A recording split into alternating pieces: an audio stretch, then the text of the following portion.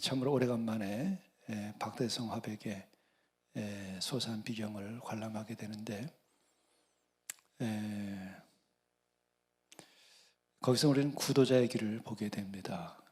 그림으로 구도의 길을 어떻게 걸어왔는가, 그것은 그의 의식의 변화를 통해서 하나님께 이르는 과정을 우리가 읽을 수 있어야 됩니다. 이분은 늘 성경을 읽는 시간을 보내고, 그리고 작품은 이 묵화를 주로, 수묵화를 주로 하는데, 그러니까 이제 그 대상이 동양의 여러 소나무와 풍광을 그리고 또 불국사라고 하는 절을 그리지만은, 그의 속에는 한 영혼으로서 그 구원을 찾아가는 여정이 보여요. 근데 이제 그를 비평을 한 글들을 보게 되더라도, 구도의 세계를 모르는구나. 대학 미술학 교수들이 저분의 그 내면의 세계를 그냥 미술적인 관점에서 푸니까 그 깊이를 알 수가 없습니다. 또 하나 이제 아쉬운 것은, 모르겠어요. 우리 박대성 화백을 언제 뵈리라 생각이 되긴 하는데, 근데 저분들은 이제 직접적으로 언어보다 그림이나 몸으로 하는 춤이나 이런 것들이 더 직접적이죠. 명상이나 이런 게 더 직접적입니다. 근데 이제 언어를 개입을 이제 하면 표현을 또 다시 할 수 있는데, 아쉬운 거냐면 본인은 그런 언어를 가지고 있지 않은 것 같아요. 신학적인 영적인 낱말들을. 그래서 그것을 충분히 설명을 안 하고 계셔요. 그게 더 위대한 것인지도 몰라요.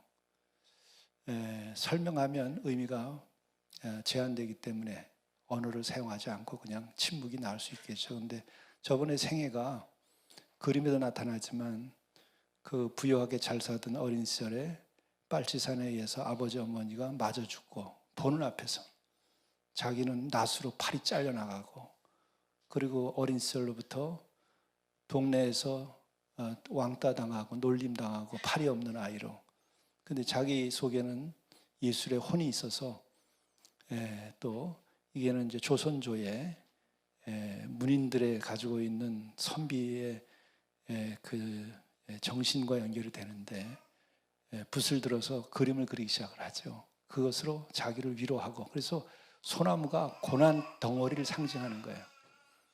그리고 마지막에는 하늘을 그리고 마을을 밝게 그려요. 중간에 이 세계를 캄캄하게 그리고, 그리고 꼭대기에 열린 하늘을 그립니다.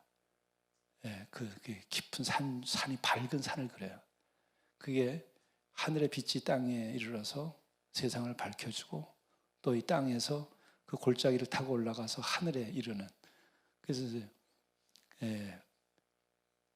이 특히 이런 작품에는 글을 잘 안 쓰죠. 근데 이제 문인화에는 쓰긴 하는데 한자로 쓰는데, 이분은 가서 보세요. 밝힘이라고 그래서 항상 깨어서 성경의 그 예수의 가르침에 근거한 거죠. 그래서 자기를 보라, 이제 그런 얘기를 하는 걸 써요. 그리고 또한 그 폭포가 하늘로부터 땅에까지 이르는 거예요. 그게 자기의 고통과 아픔의 해소가 되는 거예요. 폭포가 쏟아져 내려가는 것이. 동시에 역으로 보면 초월을 향하여 가는 거예요. 그 하늘이 밝게 열려 있고, 백록담이나 또 천지를 폭포를 그렇게 연결을 시켜요. 이제 그거를 영적으로 읽지 않고 하면 그냥 하나의 동양의 비경을 굉장히 현대적으로 수묵화를 추상적으로 그렸다, 이렇게 해석들을 하는데, 거기에 깊은 영적인 세계를 읽을 수 있어야 돼. 그게 그리스도인들을, 예수의 제자들은 그게 보여야 되는 거예요. 성경은 다 그걸 얘기하는 거예요. 오늘 얘기도 다 인간들의 죄악과 고난과 고통, 인간의 고통과 고난은 인간의 죄악이 저지르는 거예요. 지금 세상 얼마나 고통스러워요. 누구는 승리감에 처해 있고, 어떤 젊은이들은 그냥 학교도 그만두고 그냥 나가버리고, 누가 맞냐 틀리느냐. 인간의 죄악이 저지르는 인간의 현상이에요. 그 속에서 인간들은 고통을 이기면서 승화해 나가는 거예요. 거기에서 평안을 찾으려고 주를 찾든지 명상을 하든지 심리학 하든지 정신과를 찾아가든지 죄악이 저지른 고통 속에서 평안을 찾는 길이에요. 그런데 마지막은 하나님을 만나야 돼. 그게 오늘 설교의 성경 본문이에요. 그래서 하나의 관상 이런 것은 마음의 평안을 찾는 건데 그것이 없으면 술이나 마약까지도 가는 거죠. 아니면 폭력으로 많은 사람을 괴롭히고 자식까지 아내까지 못 살게 굴고 이제 거기에서 우리가 벗어나는데 실체를 만나는데 우주의 실체를 하나님을 그 성경은 이제 그 하나님을 만나게 하고 인격적인 존재라는 것까지 계시하는 거예요.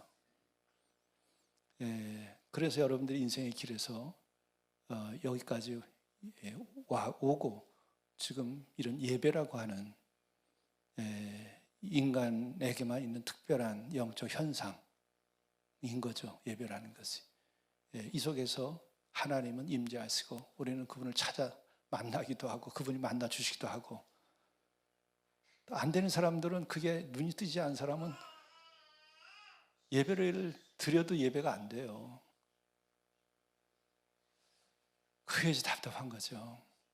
거기서 깨어나야 되는 거예요. 그래서 하나님은 때로는 죽이기까지 하는 거예요. 인간들을 깨어나게 하기 위해서. 범하면 죽을 줄 알아라.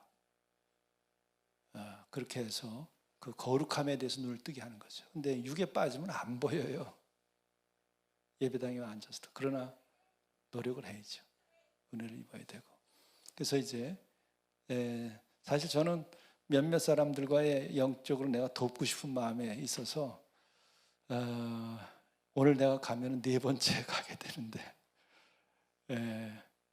내가 예배와 또 성경만 가지고 가르치기 어려운 일도 있고 또 성경과 예배를 통해서 만났던 그 경험들을 더 예술로 구체적으로 느끼게 해주고 싶고 또 동양의 아름다운 이 수묵화를 보여주고 싶고 또 박대성이라고 하는 인물의 그 여정을 통해서 우리 자신들을 보게도 하고 싶고 해서 제가 몇 사람들 이렇게 같이 계속했습니다. 오늘은 여러분들이 시간 되시는 분들이 예배 마치고 4시에 가나아트에서 만나면 보면서 오늘 이 목사님이 이런 걸 가지고 저렇게 오늘 얘기했구나. 그거를 아마 아실 수 있을 겁니다. 기도하시죠. 주여 당신께서 지으신 이 하늘과 땅과 그 가운데 우리가 존재하게 된 것이 그 어느 시점, 시간도 있기 전 계획에 의해서 잠시 우리가 이 시공간 안에 우주 안에 한 인간으로서 존재하게 된 것을 우리가 깨닫고 이 만상을 바라다보면서 우리의 존재를 확인하게 하시고 또 이 시공간 안에 갇혀있는 우리가 마침내 어느 날 여기에서 벗어나서 영원한 곳으로 가게 됨을 우리가 깨달아 알고 우리들의 영이 시공간을 넘어서서 창조자 하나님을 바라는 영혼이 되게 우리를 깨어나게 하시옵소서. 또한 존재하는 것과 구원받은 것과 또 고난 속에서도 우리들이 소망을 잃지 않은 것에 대하여 우리가 주께 감사하는 예물을 바치오니 받아주시고 또 이 예물이 많은 영혼을 깨우고 구원하는 데 쓰일 수 있도록 인도하여 주옵소서. 또한 이 세상에서 특히 어둠 가운데서 머리 둘 것, 마음 둘 것도 없이 살아가는 영혼들 많이 가졌지만 그 캄캄한 어둠 속에서 물질 가운데 육 속에 갇힌 영혼들을 구원하는 데 쓰이도록 인도하여 주옵소서. 우리 구주 예수 그리스도의 이름으로 간절히 기도드리옵나이다. 아멘.